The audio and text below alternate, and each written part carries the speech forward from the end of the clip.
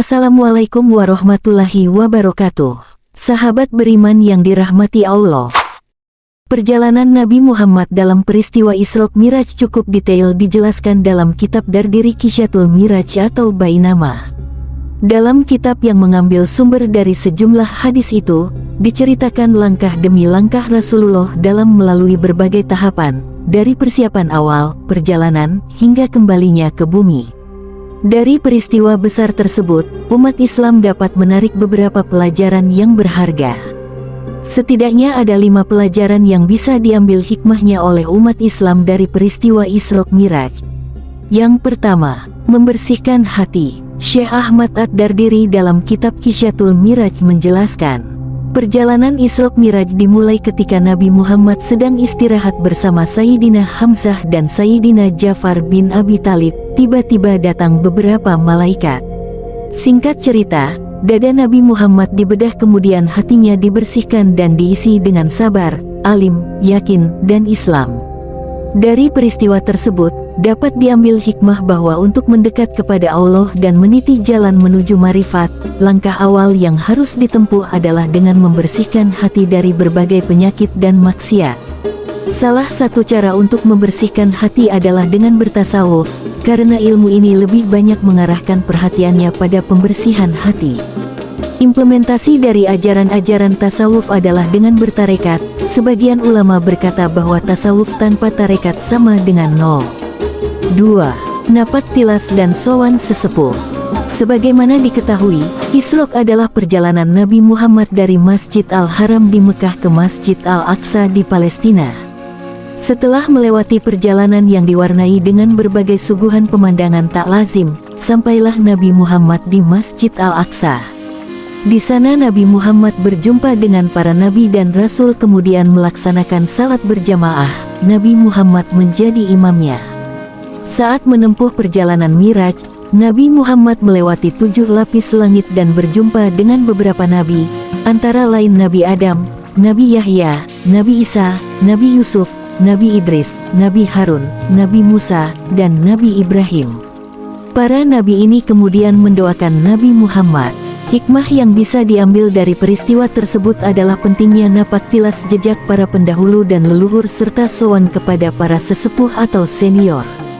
Kehadiran kita ke alam dunia ini tidak pernah lepas dari peran serta para pendahulu. Kita juga bisa meminta doa dan wejangan dari sesepuh atau senior karena mereka tentu memiliki banyak pengalaman dalam melakoni kehidupan ini.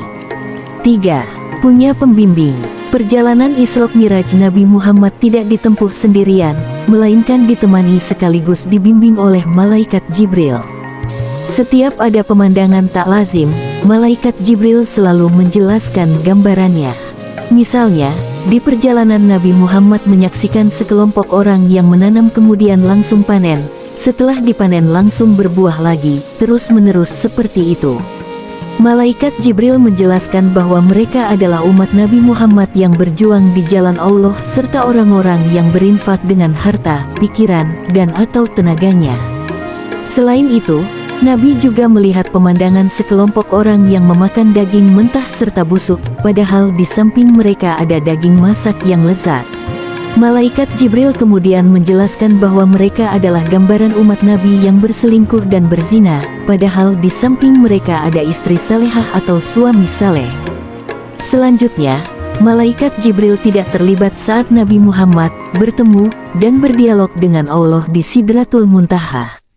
Pertemuan ini bukan berarti Allah ada di Sidratul Muntaha karena Allah tidak butuh tempat. Adapun hikmah yang bisa dipetik adalah tentang pentingnya mempunyai seorang guru mursyid atau guru spiritual yang bisa membimbing dan menunjukkan jalan menuju Allah. Perihal pengetahuan atau merasakan realitas spiritual secara langsung, hal itu biasanya tergantung pada kapasitas murid. Guru mursyid hanya membimbing mereka dalam perjalanan tersebut. 4. Bahan introspeksi diri. Saat perjalanan Isra Miraj, Nabi Muhammad menyaksikan beberapa pemandangan yang mengerikan, seperti pemandangan sekelompok orang yang terus menumpukan kayu bakar, padahal pundaknya tidak mampu mengangkut kayu itu. Diketahui, mereka adalah orang-orang yang tidak mampu menanggung amanat. Selanjutnya, ada pula orang-orang yang berenang di sungai darah, mereka adalah pemakan riba. Ada juga orang-orang yang lidahnya digunting, mereka adalah ahli nasihat kepada orang lain namun dirinya sendiri malah tidak menjalankan nasihat itu. Pemandangan lain adalah sekelompok orang yang mencakar dada dan wajahnya sendiri. Mereka adalah orang-orang yang suka mengumpat dan menyebarkan aib orang lain. Selain itu, ada beberapa pemandangan buruk lain yang menjadi gambaran umat Nabi Muhammad. Dari peristiwa ini bisa menjadi bahan muhasabah atau introspeksi, mungkinkah kita masuk dalam kelompok orang-orang yang digambarkan mengerikan itu? 5. Mengutamakan salat. Sebagaimana diketahui, hadiah dari perjalanan Isra Miraj ini adalah kewajiban ibadah salat 5 waktu. Mulanya, Allah mewajibkan umat Islam melaksanakan salat 50 waktu dalam sehari semalam. Saat turun dari Sidratul Muntaha, Nabi Muhammad bertemu dengan Nabi Musa. Ia kemudian menyarankan agar Nabi Muhammad memohon keringanan kepada Allah. Singkat cerita, dari 50 waktu itu akhirnya hanya 5 waktu saja yang diwajibkan dalam sehari semalam. Dengan adanya peristiwa Isra Miraj ini tentu menjadi pengingat bahwa umat Islam harus mengutamakan salat. Salat adalah perintah istimewa dari Allah. Perintah ibadah selain salat diturunkan kepada Nabi Muhammad di bumi melalui malaikat Jibril. Sedangkan untuk perintah salat, secara khusus Nabi Muhammad diangkat ke langit.